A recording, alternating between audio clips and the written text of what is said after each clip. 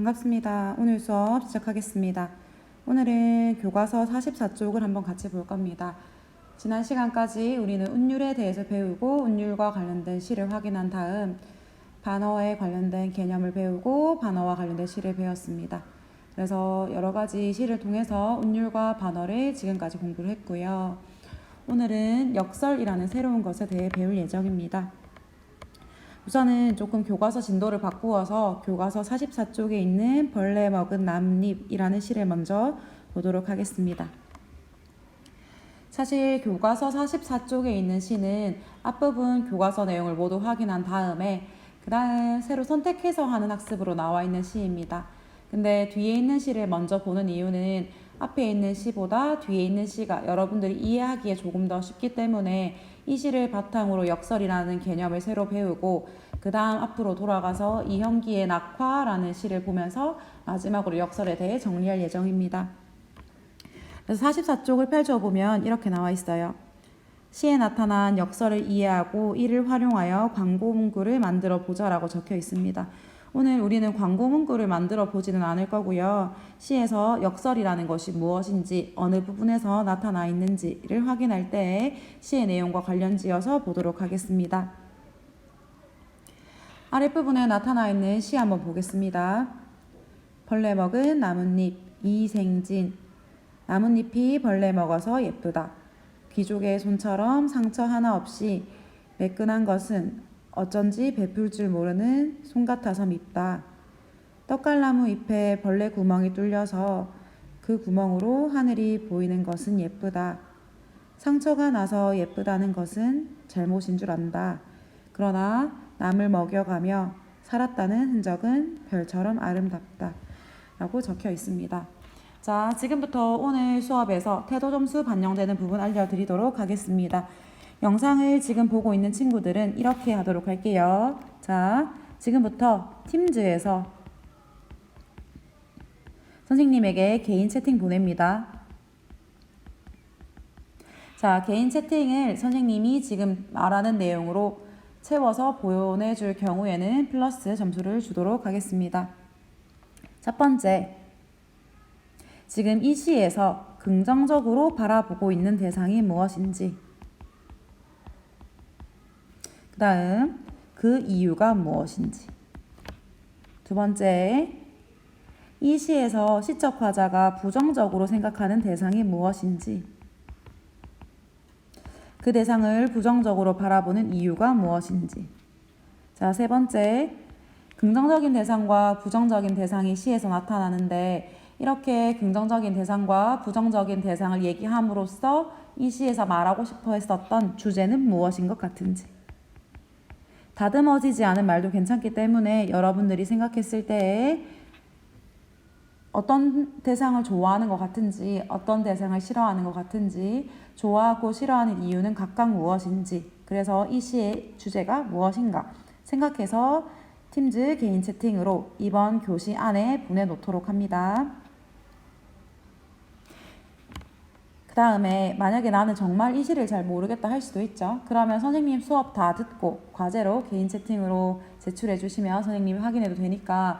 근데 가능하면 선생님 강의 다 듣기 전에 수업 듣는 중간에 지금 잠시 일시 정지해놓고 시 확인한 다음 과제 제출하고 연결해서 영상을 보면 조금 더 좋을 것 같습니다. 자, 여러분들이 과제를 제출했다고 생각을 하고 시 내용 같이 볼게요. 지금 이 시에서 시적 화자가 예쁘다라고 말하고 있는 대상이 있지요. 바로 무엇인가요? 지금 예쁘다라는 말은 여러 군데에 적혀 있는 것 같습니다. 예쁘다, 예쁘다, 예쁘다. 근데 그 예쁜 대상이 무엇인지 한번 같이 볼게요. 나뭇잎이 벌레 먹어서 예쁘다라고 말해주고 있어요. 이제 나뭇잎이 이렇게 있으면 나뭇잎이 그냥 이렇게 매끈한 모습이 아니라 벌레들이 와서 나뭇잎을 조금 쪼아 먹었겠죠. 쪼아 먹고 중간중간에 구멍 나 있고 조금 부족해 보이는 그런 형태의 나뭇잎이 예쁘다라고 말하고 있어요. 근데 보통은 벌레를 먹으면 구멍이 뻥뻥 뚫려 있기 때문에 보기 안 좋죠. 근데 여기에서는 그것이 바로 예쁘다라고 말해주고 있습니다. 긍정적인 대상은 벌레 먹은 나뭇잎. 근데 시적 화자가 지금 부정적으로 보는 대상도 바로 아래쪽에 있네요. 왜냐하면 밉다라고 적혀 있었기 때문입니다. 왜 미웠는지, 무엇을 미워했는지 살펴보면 귀족의 손처럼 상처 하나 없이 매끈한 것은, 이때 매끈한 것은 할 때 것은 나뭇잎을 말하는 걸 겁니다. 그러니까 상처 하나 없이 매끈한 나뭇잎은 나는 밉다라고 얘기를 했어요. 자, 왜냐하면 베풀 줄 모르는 손 같아서 밉다라고 얘기해 줬네요. 그러면 부정적으로 보고 있는 대상은 바로 매끈한 나뭇잎입니다. 그렇다면 다시 아래쪽에 나와 있는 예쁜 대상이 무엇인지 보면 떡갈나무 잎에 벌레 구멍이 뚫려서 그 구멍으로 하늘이 보이는 것은 예쁘다라고 말했어요. 마찬가지로 나뭇잎이 온전하게 있는 것이 아니라 벌레가 먹은 구멍잎 뚫려 있는 나뭇잎이 예쁘다라고 말했고, 다시 말해서 상처가 나 있는 것은 예쁘다. 하지만 잘못인 줄 안다라고 얘기했어요. 벌레 구멍 뚫린 걸 보면 예쁘지 않은 거 알지만 그럼에도 불구하고 그러나 라고 아래쪽에 이어져 있습니다. 그러나 아름답다고 말했어요. 왜냐하면 나 혼자 잘 사는 게 아니라 이때 말해서 나뭇잎을 먹고 있는 것이 바로 벌레겠죠. 벌레를 먹여 살리느라 희생했기 때문에 구멍이 난 것은 별처럼 마치 아름답다라고 얘기해주고 있습니다. 별처럼 반짝반짝 거리는 별처럼 아름답다라고 얘기해주고 있어요. 그래서 이 시에서 긍정적으로 바라보고 있는 대상은 벌레 먹은 나뭇잎이 되겠네요.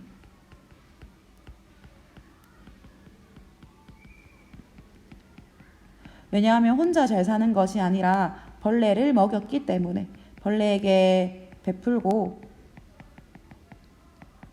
벌레에게 먹이를 제공했기 때문입니다. 나뭇잎을 먹는 벌레들이 있죠. 그 다음 이 시에서 부정적으로 바라보고 있는 대상은 매끈한 나뭇잎이 되겠습니다. 왜냐하면은 다른 사람에게 베풀지 않고 혼자만 예쁘고 건강했기 때문이죠. 혼자만 예쁘고 온전했다, 베풀지 않았다 라고 정리해 두시면 되겠습니다. 그렇다면 이 시에서 긍정적으로 바라보고 있는 삶의 모습이 다른 사람에게 베풀고 먹이를 제공하는 벌레 먹은 나뭇잎의 모습이었기 때문에 이 시의 주제를 한번 정리해 보면 베푸는 삶의 아름다움이 되겠네요. 자, 아까 전에 강의 시작할 때 얘기했습니다. 오늘 개인 채팅으로 선생님이 질문한 괄호 1, 2, 3에 대해서 답변을 보낸 경우에 오늘 수업 들은 것을 확인하고 수업을 들었다고 잘 확인했다고 생각한 뒤에 점수를 부여하도록 할 테니까 반드시 제출해서 보내주세요. 게시글이나 댓글로 쓰지 않고 개인 채팅으로 선생님께 보냅니다. 그렇다면 옆부분 잠시 넘어갈게요. 교과서 45쪽 넘어가기 전에 선생님이 자료 하나를 준비했습니다. 책에는 없는 부분이고 지금 선생님이 보여주는 이 자료를 여러분들이 손으로 하나하나 쓸 필요는 없어요. 근데 선생님이랑 같이 내용은 한번 확인해 보도록 하겠습니다. 필요한 거 있으면 학습지 아주 간단하게, 학습지가 없으니까 교과서 옆에 아주 간단하게 필기만 키워드 위주로 중요한 단어 위주로 적어주시면 됩니다. 같이 읽어볼게요. 선생님 질문 있어요. 시를 공부하다 보면 낯설게 하기라는 말이 나오는데 무슨 뜻인가요? 라고 적혀 있습니다. 과연 낯설게 하기가 무엇인가? 낯설게 하기란 쉽게 이야기해서 일상적이지 않은 방법으로 내용을 전달한다는 것입니다. 평범한 방식으로 이야기를 전달하다 보면 듣는 이, 보는 이의 이목, 시선을 끌지 못하는 경우가 있습니다. 비유라든가 상징, 역설, 반어 등을 사용하여 일상적인 말보다 낯설게 표현하면 긴장과 집중 효과가 생기지요. 낯설게 하기는 바로 이러한 전달 방식을 통틀어 가리키는 말입니다. 사람들은 누구나 새로움을 추구합니다. 익숙한 것에서 벗어나고자 하지요. 대상의 기존에 익숙한 방식이 아니라 색다르게 제시할 때 사람들은 더욱 집중하지요. 익숙한 것을 낯설게 제시하면 호기심과 궁금증이 커지기 마련입니다. 또한 변화를 주면 신선한 느낌을 주고 의미를 더욱 인상 깊게 느낄 수 있어요. 라고 적혀 있어요. 그러니까 지금 여기에서 정리해둘 부분은 낯설게 하기라는 개념을 알아놓으시면 됩니다. 평소와 다르게 조금 신선하게 전달하는 평범한 말이 아닌 비유, 상징, 역설, 반어 등을 얘기한다고 했어요. 지금 이 단원에서 배우고 있는 건 우리가 반어와 역설이기 때문에 낯설게 하기에 반어, 역설이 포함된다라고 정리해 놓으시면 되겠습니다. 반어나 역설이 포함되고 반어는 내가 하고 싶어 하는 말을 반대로 하는 것이라고 지난 시간까지 정리를 했었고, 역설은 한 말 속에 서로 공존할 수 없는, 같이 있을 수 없는 말이 동시에 나올 때 역설이라고 보통 얘기하거든요. 딱 겉으로 봤을 때는 말이 안 되는데 자세히 살펴보면 아, 삶의 진실이 담겨 있다, 아, 이거 말 되네 라고 해주는 것을 바로 역설이라고 불러줍니다. 그래서 낯설게 하기에 역설과 반어가 포함된다 라고 생각을 해놓고, 그 다음 이렇게 낯설게 표현을 하게 되면 호기심이나 궁금증을 유발할 수 있고, 그 다음에 신선한 느낌을 준다. 그 다음에 의미를 인상 깊게 전달할 수 있다. 의미를 강조한다 라고 내용을 정리해 놓으시면 되겠습니다. 지금 선생님이 글자로 표시한 부분 있죠? 이 부분을 교과서에 가능하면 필기해 놓고 앞으로 반어와 역설이 낯설게 하기에 포함된다, 이러한 효과가 있네 라고 정리해 놓으시면 되겠습니다. 이 부분을 가져온 이유는 오늘 배울 역설이 바로 낯설게 하기에 포함이 되고, 과연 이 시에서 어느 부분이 우리가 평소에 생각하는 것과 다르게 낯선가를 살펴보기 위함입니다. 시로 잠시 돌아가 보면 보통 일반적으로 나뭇잎이 벌레 먹힌 상태, 벌레가 먹어서 구멍이 뽕뽕 뚫린 상태를 예쁘다라고 얘기하지는 않죠. 나뭇잎이 좀 와닿지 않으면 학교에 급식을 먹는다고 생각해 봅시다. 학교에서 급식을 먹거나 아니면 고깃집에서 우리가 상추나 깻잎을 먹을 때 구멍이 난 건 왠지 더러워 보이고 쓰고 싶지 않고 먹고 싶지 않죠.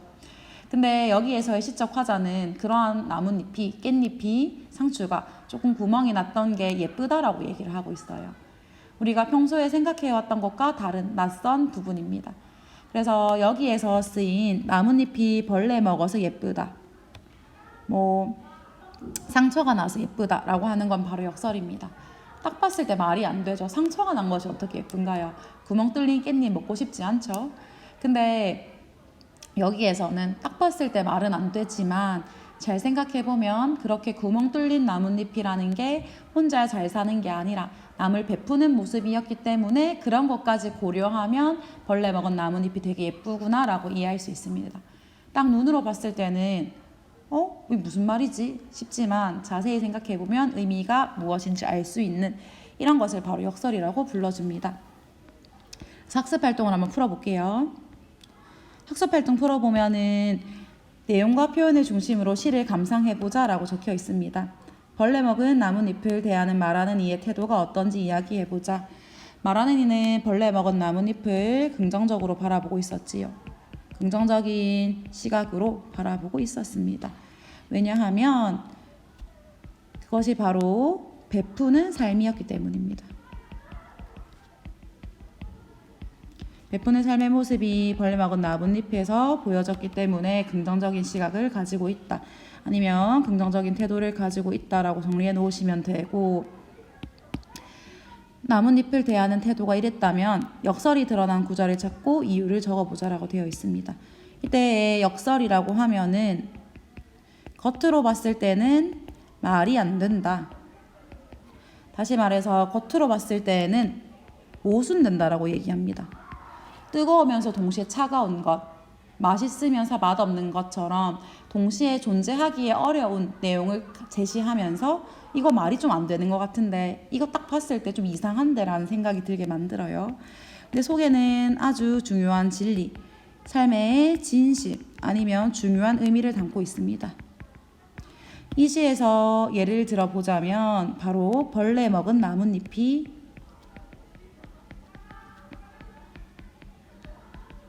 예쁘다라고 말한 부분을 생각하면 돼요. 사실 벌레 먹은 깻잎 먹고 싶지 않죠? 여기에서 벌레 먹은 나뭇잎이 예쁘다라고 생각했던 이유는 바로 이 모습에서 다른 사람에게 베푸는 삶을 느낄 수 있기 때문입니다. 삶의 모습이 드러나기 때문에, 드러나서 정리하시면 돼요. 다음 시간에 역설의 개념에 대해서 다시 한번 정확하게 볼 건데, 역설이라고 하면은 여기에서 딱 봤을 때 사실 벌레 먹은 나뭇잎은 보통 이상하다라고 쓰는 게 좀 더 적절하죠. 먹고 싶지 않다. 이게 조금 더 자연스러운 것 같은데 예쁘다라고 별로인 것과 좋은 것을 동시에 연결 짓는 딱 봤을 때 뭔가 느낌이 이상한 겉으로 봤을 때 말이 안 되는 것과 같은 이러한 표현을 역설이라고 한다라고 생각을 해놓고 다음 시간에 이영기의 낙화라는 시를 통해서 조금 더 정확하게 역설이 무엇인지 확인해 보겠습니다. 그다음 앞에 활동을 바탕으로 시의 주제를 정리하면 베푸는 삶의 가치라고 적어주면 되겠네요. 베푸는 삶의 가치 혹은 베푸는 삶의 중요성이라고 정리해 놓으시면 되겠습니다. 시의 주제까지 같이 정리해 보았고요. 오늘 수업에서 개인 채팅으로 보내는 과제 있었죠? 아마 지금 선생님이 여러 번 이야기를 했는데 여러 번 이야기했으니까 과제 빠뜨리지 말고 챙기시면 되겠습니다. 오늘은 여기서 수업을 마칠 거고요. 다음 시간에 이영기의 낙화를 통해 역설에 대해 조금 더 자세하게 배워보는 시간 가지겠습니다. 수고하셨습니다. 안녕.